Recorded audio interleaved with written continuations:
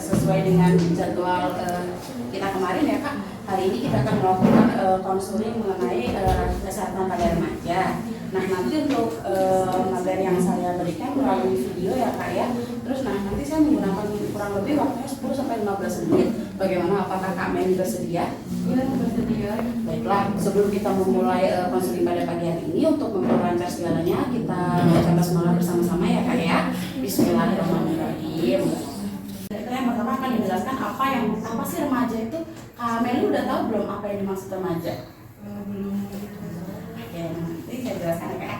Jadi menurut riset yang udah kita cari nih Kak, menurut WHO atau World Health Organization pada tahun 2014 dikatakan remaja itu yaitu mulai usia dari 10 sampai 19 tahun. Nah dikatakan remaja itu yaitu perubahan dari masa kanak-kanak menuju ke masa dewasa Kak. Terus nanti pada masa remaja ini akan mengalami perubahan fisik pada bagian remaja ya Kak, maupun secara perempuan maupun juga dari laki-laki. Nah untuk perubahan fisik itu ada yang sama, ada yang berbeda Kak. Kayak perempuan tuh akan tumbuh rambut halus pada bagian kena kewanitaan maupun bagian ketiak. Terus juga ada bagian payudara akan membesar, terus pinggangnya juga akan melebar. Terus ditambah lagi perempuan akan mengalami menstruasi, sedangkan pada laki-laki bisa mengalami mimpi basah, terus tumbuh rambut-rambut halus seperti di bagian kemaluan, bagian ketiak, bagian kumis maupun di bagian dagunya juga Kak. Nah terus pada laki-laki ini juga biasanya pada bagian dada akan merasa lebih tegang gitu Kak, lebih besar. Untuk remaja putri dan laki-laki ini sendiri juga akan mengalami penerimaan secara negatif Kak. Jadi penerimaan secara negatif itu yang dimaksudnya kayak kita mungkin kurang pede dengan diri kita, atau mungkin dari secara pakaian kita ataupun berat badan kita. Nah maaf nih, apalagi pada perubahan pada psikologi remaja ini, yang pertama tuh kayak kalau orang zaman sekarang nyebutnya mudian gitu Kak ya. Mulai dari emosinya mulai merasa cemas, kadang tiba-tiba bahagia tuh ketawa. Tapi kalau udah punya pacar ya. Kalian sudah udah punya pacar? Belum. Alhamdulillah kalau belum ya. Nah terus nanti mungkin merasa frustasi nih, nangis, apalagi kalau banyak tugas numpuk gitu kan. Kayak, aduh aku nggak bisa. Tapi sebenarnya kalau kita lewatin tuh bisa aja. Apalagi kita merasa mudah agresif kalau sama pacar kayak pasangan. Kamu sama siapa? Jadi kayak lebih ke protektif ya. Jadi kayak nanti mungkin kalaupun nanti ada pasangan ya biasa aja ya Kak ya.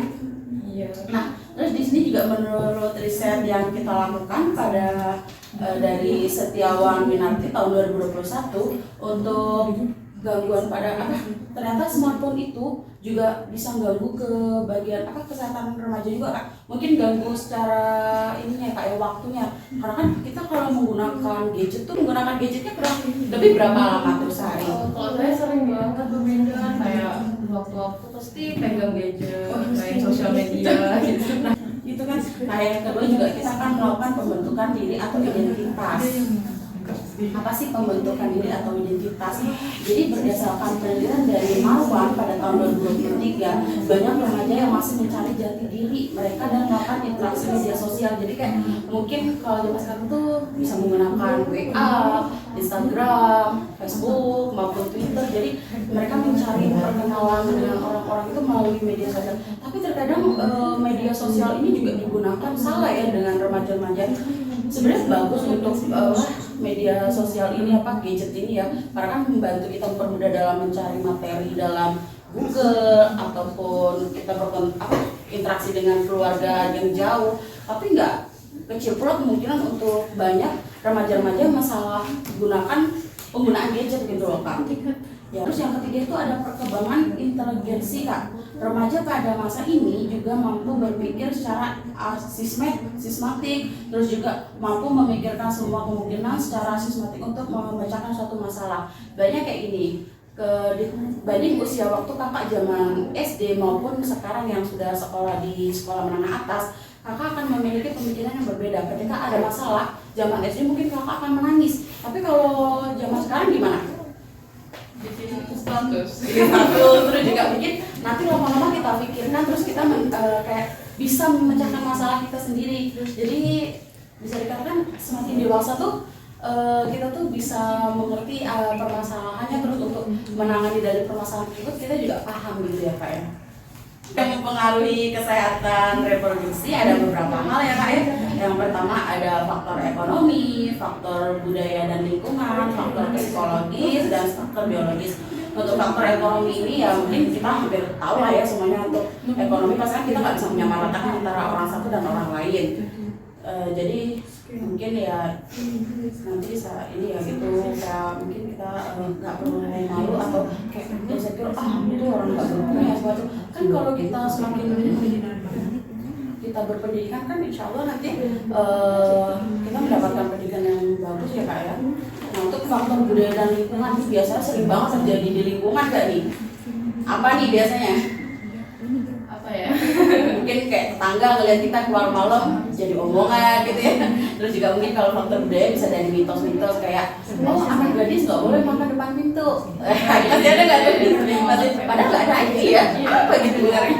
Tapi ya karena kita tinggal di lingkungan tetangga ya mau nggak mau kita terkadang harus mengikuti kepercayaan dan adat istiadatnya yang masih masuk akal. Tapi kalau kayak udah nggak masuk akal ya mungkin bisa kita lawan juga ya untuk dijelaskan. Untuk faktor psikologis ini sama yang tadi kayak saya jelaskan ya kemudian itu tadi jadi kayak emosional kita, kadang suka nangis, suka emosi marah-marah gitu, kadang ketawa, senyum, jadi kayak orang gila ya kalau misalnya bilang ya, masa tiba-tiba ketawa, tiba-tiba nangis, tiba-tiba sedih gitu. Nah untuk faktor biologis ini biasanya kecacatan Kak, jadi mungkin dari biasa bawaan lahir atau mungkin dari cacat kayak misalnya kecelakaan atau apa. Nah untuk masalah kesehatan reproduksi pada remaja ini nanti ada beberapa hal ya Kak, mungkin masalahnya. Yang pertama tuh ada IMS.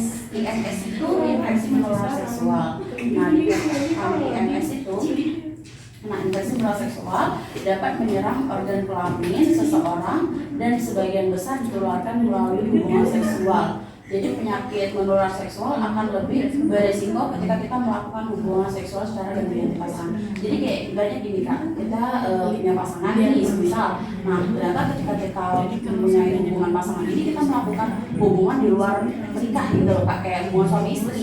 Nah kita kan nggak tahu nih sebelumnya kayak pasangan kita sebelumnya tuh apakah sudah pernah melakukan dengan orang lain atau udah beberapa kali. Kalau ini katanya suka beli jajan di pinggir-pinggir gitu kayak pinggir kota atau ini ya Kak, dampaknya bisa buka cuma IMS sih, bisa ke HIV juga gitu Kak, semakin lama juga. Nah untuk berdasarkan hasil penelitian dari Aulia dan Utami pada tahun 2022 mengatakan bahwa remaja perempuan yang tamat SMA memiliki tingkat pengetahuan berkategori baik dibandingkan dengan remaja yang memiliki latar pendidikan yang mungkin tidak tamat SMA atau di bawah SMP. Jadi kayak gini Kak, ibaratnya kalau kita semakin kita berpendidikan biasanya kan kita akan mendapatkan wawasan-wawasan baru dari dosen ataupun dari guru-guru SMA. Jadi kayak biasa ada perbedaan pemikiran antara yang masih sekolah dan tidak bersekolah. Kayak mungkin ketika di sekolah kan kita kan diberikan kayak pembentukan jati diri ke apa namanya itu ke pemimpinan dasar ya. Nah terus juga KTD ya itu ya. Nah terus juga nanti kita diajarkan mengenai narkoba, terus juga diajarkan mengenai apa namanya ini hubungan seksual ini juga. Jadi kan kayak penanganan supaya kita tidak terjadi. Nah sedangkan untuk anak yang mungkin tidak bersekolah biasanya malah mereka mungkin di jalanan itu karena udahlah hidup udah kayak gini ya udah kenapa lagi harus apalagi yang pukul. Jadi kayak malah mereka berpikir kayak ya udah orang udah kayak gini lanjut aja gitu ya. Padahal kan itu pemikiran yang mungkin kurang tepat. Nah ini tadi yang saya katakan HIV. Jadi HIV itu awalnya mulainya dari IMS itu tadi kan, infeksi menular seksual. Nah apabila tidak tertangani dan sering melakukan hubungan berulang-ulang kali, jadinya akan menuju ke HIV. Jadi HIV itu merupakan infeksi virus yang mengakibatkan terjadi penurunan sistem kekebalan yang terus menurun begitu loh Pak. Jadi setelah kita mau menikah pun kita akan kalau bisa sebelum menikah itu kita pemeriksaan bersama. Jadi antara pasangan dan Kak Meli melakukan pemeriksaan kesehatan di rumah sakit ataupun untuk mengecek apakah pasangan kita atau diri kita terinfeksi dari HIV atau tidak gitu loh Kak. Jadi untuk jaga-jaga lah ya ibaratnya kalau kata sekarang ya. Yang lebih baik mencegah daripada mengobati.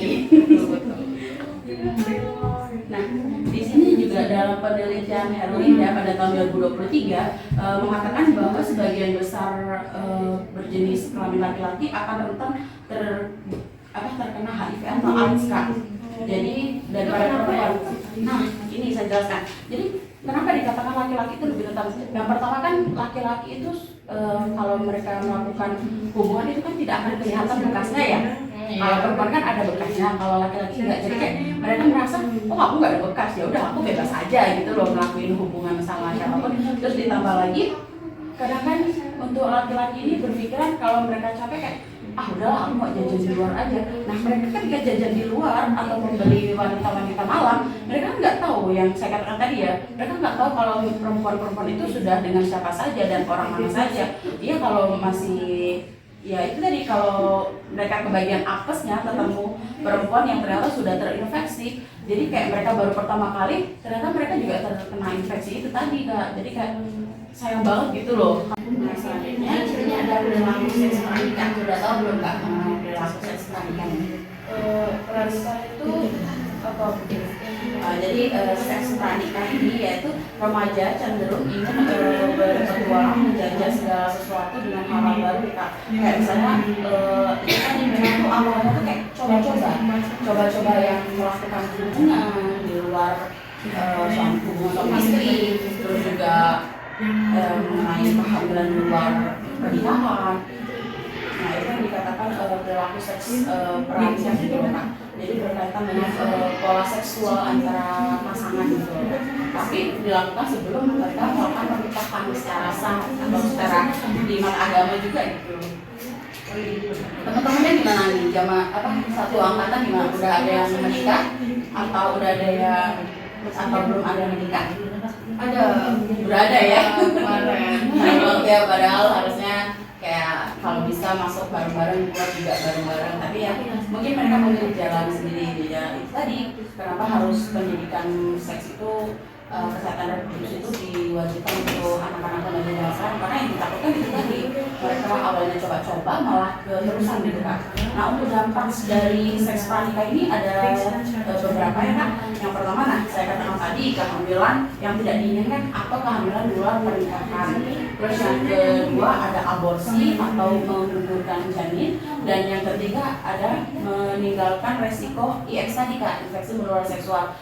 Karena baru pertama kali dengan pasangan tapi nggak tahu ternyata pasangan sudah terinfeksi, malah kena ke dia sendiri gitu loh. Nah untuk ini saya akan menjelaskan yang pertama untuk kehamilan remaja ya Pak ya.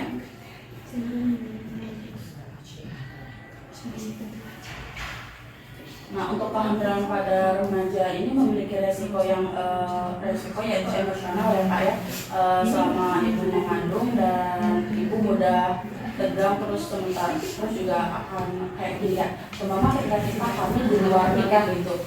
Ketika kita hamil di luar nikah, ya kalau yang si pasangan laki-laki mau tanggung jawab, kalau nggak tanggung jawab pasti kan kita akan bentrok sama diri kita sendiri, mulai dari stres tadi, terus juga ya kalau kita stres itu dalam kata ada yang mendukung gitu loh Kak. Kalau nggak ada yang mendukung kayak apa kita jauh, kita sekolah di luar kota antara orang tua gitu, apalagi itu kayak kita tuh nambah banyak beban gitu, kayak berpikir aku mengecewakan orang tua, keluarga, terus juga merusak diri sendiri. Jadi tuh ada emosional tersendiri antara ibu dan janin. Nah kalau sampai ibu itu terganggu emosional kan bisa ganggu ke janin ya Kak, bisa ke cacatan janin, mungkin karena suplai antara oksigen untuk bayi dan ibu itu enggak sama gitu loh Kak. Jadi kayak mungkin kalau ibu stres tuh bisa sampai mukul diri sendiri, terus mungkin dia membenturkan kepala ke tembok-tembok.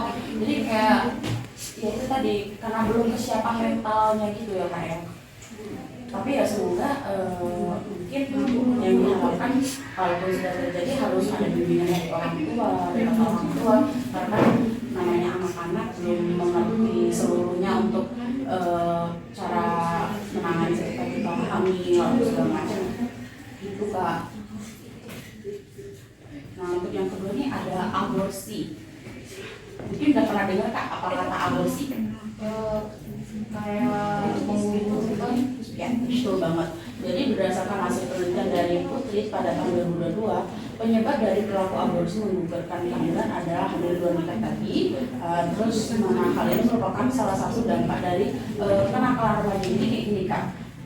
Kita ketika kita hamil terus pasangan nggak mau tanggung jawab, pastinya kita kayak ada pikiran yang tadi stres, yang kedua juga mungkin kita ada pikiran mungkin dari teman-teman menceritakan kok udah aborsi aja, padahal kan kalau sampai kita melakukan aborsi, apalagi ke kayak ke matang reproduksi kita tuh belum matang gitu kan, bagian organ reproduksi malah terjadinya kan bisa mengakibatkan kematian, pendarahan hebat gitu, jadi malah membahayakan si perempuannya ini tadi.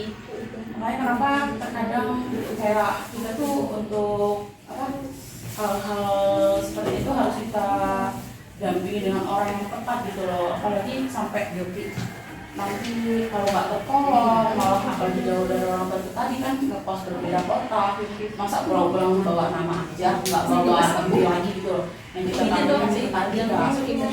Nah terus untuk selanjutnya ada pernikahan dini Kak. Jadi pernikahan dini adalah kedua calon pengantin ternyata usianya ini belum mencukupi umur Kak. Jadi kayak mungkin di bawah 17 tahun.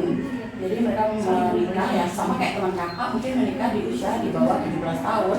Jadi untuk persiapan pola pikir, emosional, terus juga ekonomi mereka tuh belum memiliki kesiapan. Jadi kayak masih bergantung pada orang tua. Nah dampak dari pernikahan ini nanti mungkin mereka bisa bertengkar, terus sampai kekerasan dalam rumah tangga, terus nanti akhirnya terjadi perpisahan, terus yang dapat yang kasihan lagi pada anaknya kan yang nggak tahu apa-apa. Dari yang pertama segi mental ya Pak, harus dari segi kita sendiri, mental kita tuh harus kesiapannya dulu, terus secara ekonomi kita harus memiliki pekerjaan yang tetap untuk nanti mau kasih makan apa ke istri anak gitu loh.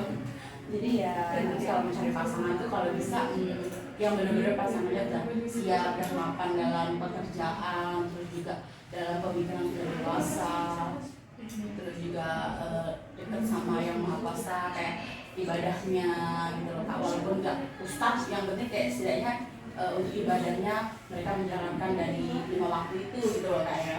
Jadi solusi untuk mengatasi masalah pada reproduksi yang pertama itu dapat membedakan mana pergaulan yang baik dan buruk. Jadi apa sih yang dimaksud pergaulan baik dan buruk kayak gini Kak? Terkadang tuh emang benar apa kata orang-orang kayak kita tuh dalam pemilihan teman harus memilih dan memilah. Kenapa dikatakan memilih dan memilah?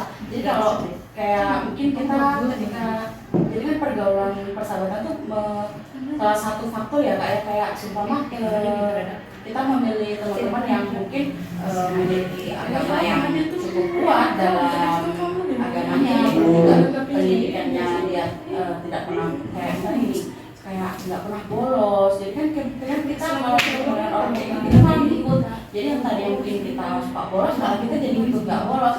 Terus juga agamanya baik, jadi kayak kita tuh kayak selalu dibilangin kayak ayo sholat atau diajak ibadah yang mereka lain.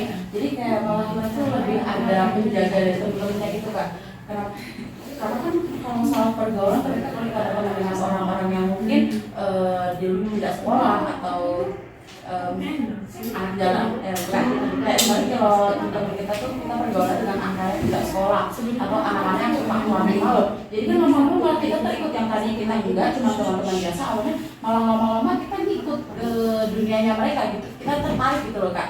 Tapi kalau teman-teman kita pilih kayak yang agamanya kuat, terus juga untuk pendidikannya dia oke, jadi kayak kita tuh malah ada ditarik juga kayak ayo kita belajar sama-sama. Biasanya kayak gitu kan ya kalau ada orang tuh kayak ayo kita ngumpul di sini, kita ngerjain tugas bareng-bareng. Jadi kenapa dikatakan tuh pergaulan itu yang baik dan buruk itu sangat diperlukan untuk upaya pencegahannya itu tadi Kak. Nah yang kedua itu juga ada melakukan hal-hal positif. Melakukan hal-hal positif ini ada beberapa ya Kak, berdiskusi, kegiatan sosial orang kayak daripada kita keluyuran malam atau kita suka nongkrong-nongkrong gak jelas sama temen, lebih baik kita kayak berdiskusi mengenai tugas-tugas sekolah, terus juga kita ikut kegiatan sekolah kayak mungkin OSIS atau IPM gitu ya Kak. Jadi malah kita tuh enggak yang kalau pulang sekolah bukan malah main keluyuran, malah kita ada kegiatan di sekolah gitu loh kayak.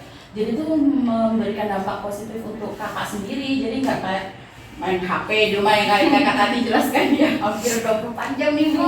Waduh, kalau bisa ya dikurangin kayak mungkin sehari bisa 7 atau 5 jam gitu.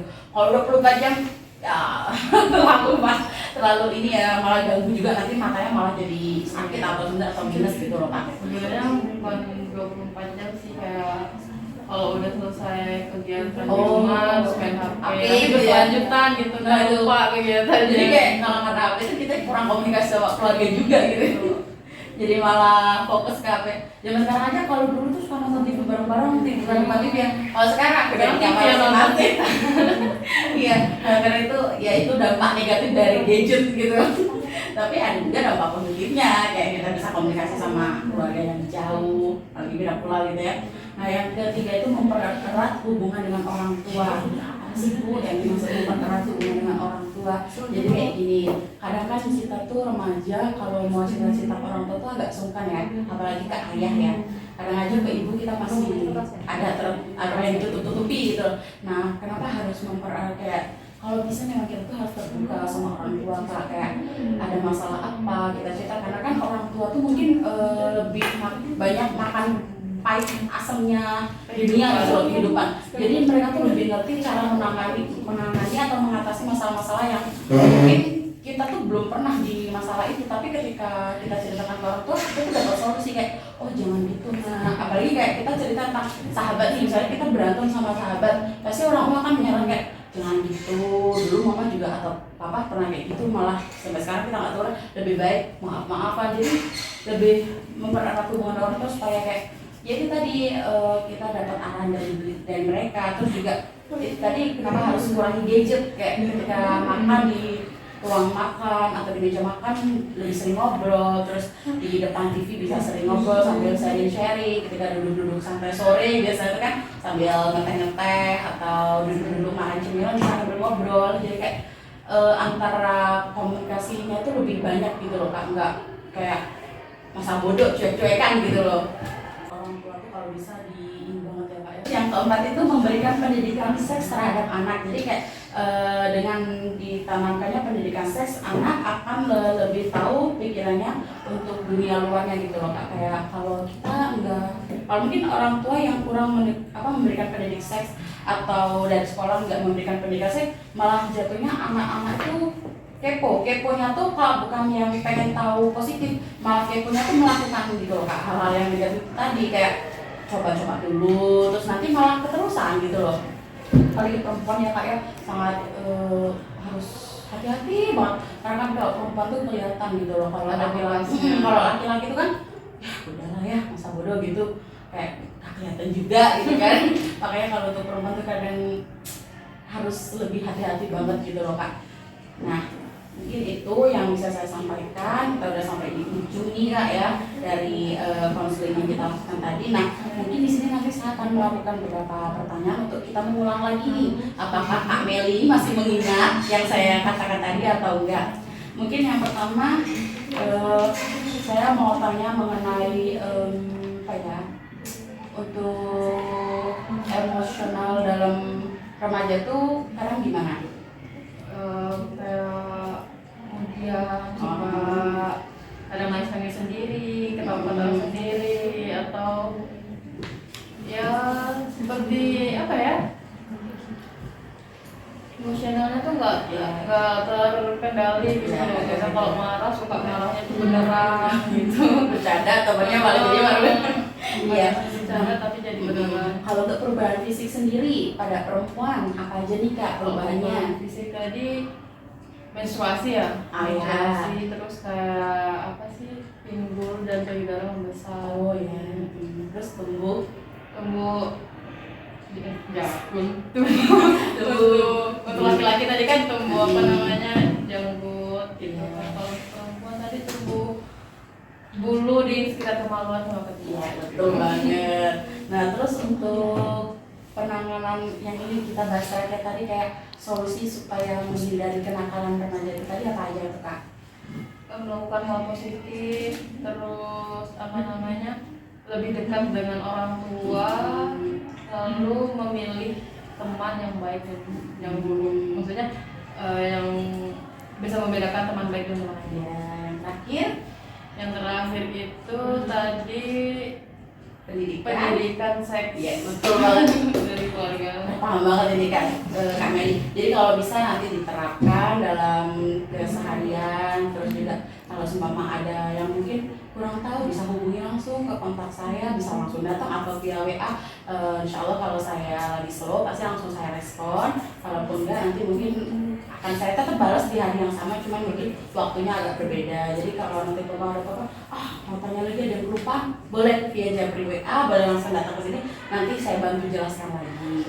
Gimana nih, ada lagi nggak yang mau ditanyain? Udah sih, udah jelas. Alhamdulillah. Oke, untuk hari ini kita cukupkan dulu konseling di hari ini.